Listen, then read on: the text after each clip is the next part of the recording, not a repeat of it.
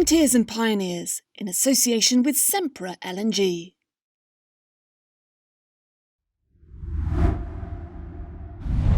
The two growth engines of the group in the years to come are definitely renewables and LNG. For instance, for the renewables, we have the ambition to become one of the top 5 leading producers of renewable energies by 2030. We increased our renewable power generation capacity by 7 gigawatt last year, with the goal to continue our investments to reach 35 gigawatt by 2025 and 100 gigawatt by 2030. Hello and welcome to LNG TV. I'm Ali Vance and alongside me is Will Dawson for the latest episode of Frontiers and Pioneers. Today we're delighted to be joined by Jean-Charles Papeians, Head of Liquefaction for Global LNG North America at TotalEnergies. Jean-Charles oversees their LNG portfolio that includes Cameron LNG, volume from Cheniere's Sabine Pass LNG and TotalEnergies' involvement in the Eco Liquefaction project in Mexico that took FID in 2020. Jean-Charles, it's a pleasure to have you with us. Thanks for inviting me. Let's talk about Total becoming TotalEnergies. It'd be great to understand a little bit more about this evolution for the company. The evolution is the result or the consequence of what's happening in the world today. The US West Coast and Southern Europe are burning. Siberia forests are burning. Yet at the same time, the US Deep South is exposed to more and more major hurricanes. You have seen the torrential rains in Germany and Belgium lately, and the Arctic ice is melting. So climate change is real, and we had to react. In fact, the transformation of the group began shortly after the signing of the Paris Agreement in early 2016, with the creation of gas, renewables, and power devoted to electricity and gas, including LNG. But 2020 was truly a milestone where the group stated its ambition to get to net zero carbon by 2050. The only way to get there is to really transform ourselves into a broad energy company, a company that offers not only one source of energy, but multiple sources of energy to meet an ever-growing demand. And to mark this transformation, we decided to change our name into TotalEnergies and to change the colors of our logo. Each of them represents a different source of energy: oil, gas, hydrogen, biogas, wind, and solar that we will offer to our customers. The two growth engines of the group in the years to come are definitely renewables and LNG. For instance, for the renewables, we have the ambition to become one of the top 5 leading producers of renewable energies by 2030. We increased our renewable power generation capacity by 7 gigawatt last year, with the goal to continue our investments to reach 35 gigawatt by 2025 and 100 gigawatt by 2030. Can you imagine? This is huge. That would represent roughly $60 billion in investments in renewables and electricity over the next decade. This is a very exciting time, and it is really a great feeling to be part of such transformation. Could you share a little bit more about where LNG fits in for TotalEnergies? LNG fits perfectly in the strategy and is at its core, since LNG will play 2 roles in the way we see the energy transition. Number 1, promoting a switch from coal to gas in power generation, mainly in Asia, in China and in India. China electricity is 60% coal-based, and I think India should be in the same range. Yet these countries need energy, so we'll solidify our presence across the entire LNG value chain in all LNG plants around the world, in Russia, in Mozambique, PNG, Qatar, etc., to boost our LNG production and promote that switch from coal to gas. Number 2, renewables are great so long as there is wind and the sun is shining. I mean, I'm not inventing anything here. And I am convinced that the battery, wind, solar revolution will happen. But we are not there yet, and we strongly believe that LNG is the perfect complement to renewables in the energy transition to solve this issue of intermittency.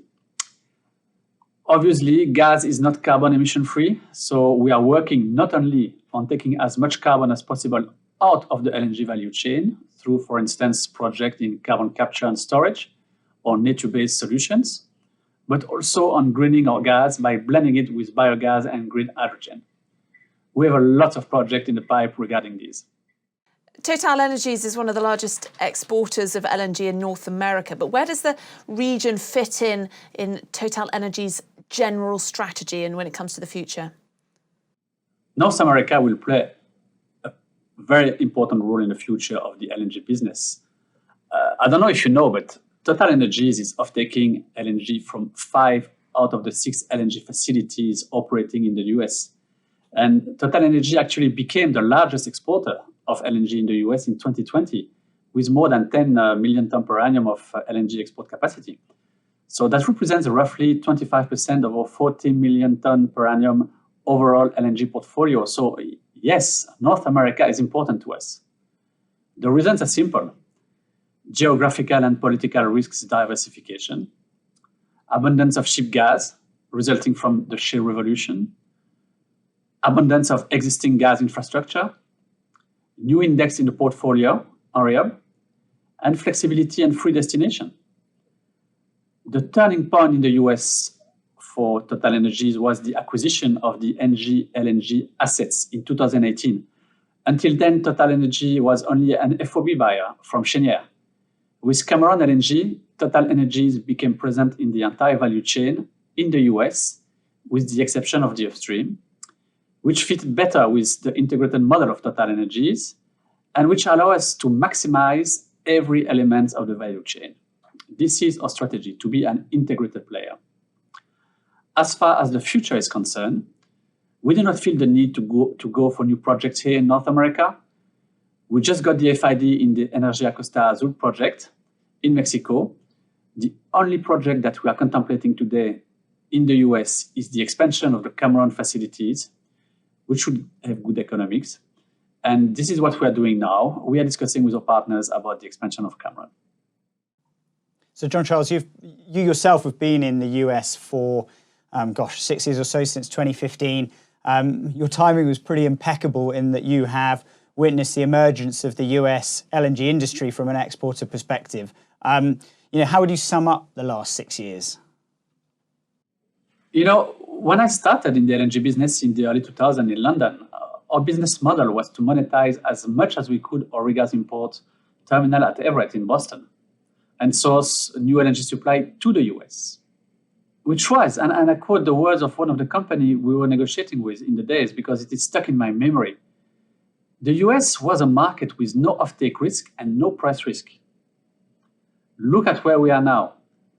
The US is now exporting LNG, and this flip is the reason why I came here to the US to represent and defend ENGIE's interests at the Cameron LNG board, and also take care of the gas supply and pipeline management. And I have to say that Cameron LNG in itself is the kind of project that I always wanted to experience. To see a project develop from a slide pack presented before the COMEX, project that was approved by the COMEX. We started the construction. The project is now completed after 5 years of construction, and the 3 trains are now operating and exporting LNG worldwide. This has been an amazing experience to live it from inside, and I can tell you it was a bumpy ride with 2 APC bankruptcies avoided and one that actually happened with McDermott's going to Chapter 11. Another good memory of this project is the friendship we could create with our partners in this project. I can tell you that if we were not respecting and understanding each other, this project could have gone the other way. But to come back to your questions, the emergence of the first wave of LNG project has been quick and I would say successful.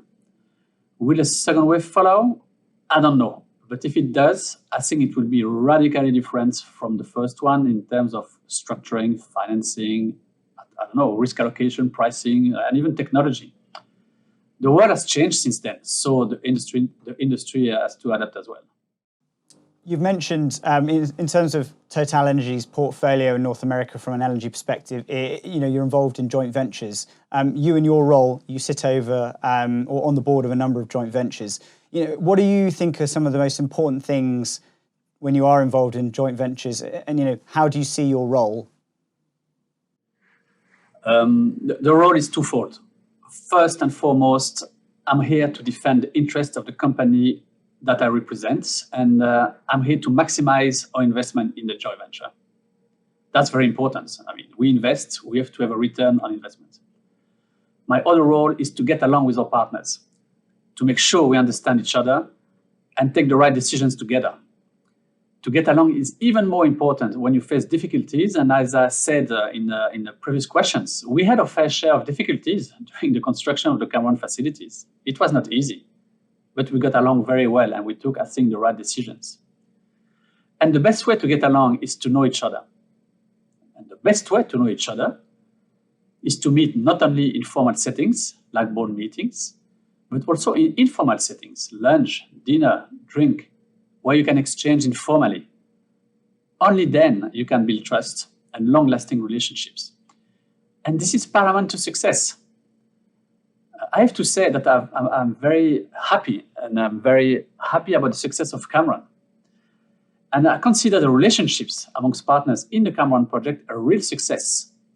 And I'm taking this opportunity to thank all my partners in the LNG project, in the Cameron LNG project, with all my heart for that, for this good relationship we developed over the years and the good understanding we had with each other that allowed us to take the right decisions. Staying with your personal career journey, you're a Frenchman living in Houston, Texas. How did you get into the LNG industry? As I said earlier, I joined the LNG industry in 2002 in London when Suez, and it was Tractebel in the days, decided to create a new LNG business unit that would not only aim to create arbitrage opportunities between our two regas terminals in Boston and in Belgium, but also develop new LNG sales opportunities. So it was a very interesting experience, but because we started from scratch, we started very small in London, only 5 or 6 people or so, and I actually started as general counsel of the business unit. And we started the business first with short-term trading deals, trying to create arbitrage opportunities between in the Atlantic. We then negotiated and made long-term deals, and the business grew. One landmark year was the year 2008, when Suez merged with Gaz de France, which doubled the size of our LNG business unit. And I was still a general counsel of the business unit at that time. Then, after a successful entry into the Cameron project, I was sent here to represent NG at the board of Cameron, which was very different from my legal role. In the meantime, NG drastically changed its business model, focusing more on the downstream activities. TotalEnergies grabbed this opportunity of change of strategy of NG and bought NG LNG business unit in the summer of 2018, and I joined TotalEnergies in that summer. Since then, I've continued to represent TotalEnergies at Cameron board, but we have also developed new projects. The project in Mexico, Energía Costa Azul, where I'm also representing TotalEnergies in the relevant bodies. We are also off-taker of 1.7 million tons in Energía Costa Azul. So all in all, it has been a fantastic experience to join the LNG industry and to see it drastically change over the years and to get where we are today. And we like to ask everyone who comes on LNG TV about impact and legacy. So when you do look back at your career, what impact would you like to have made? In every project, in every negotiation, you can have two kinds of behavior. You can either be very aggressive and take as much as you can from your partners based on what you think your leverages are or were, or you can be more on a listening mode, constructive and open to hear everyone's standpoint before taking any position. The LNG world is a people's world, so it's a very small community where everyone knows each other. So if I were to look back at my career and the impact I might have made, I would like to be seen as someone who was constructive and open-minded while defending the interests of the company I represent. So this is really the legacy or the impact I would like to see. A huge thank you for Jean-Charles for joining us today. It was great to hear more about TotalEnergies transformation in preparation for the energy transition. And don't forget to subscribe to LNG TV and check out all of our latest episodes. Frontiers and Pioneers, in association with Sempra LNG.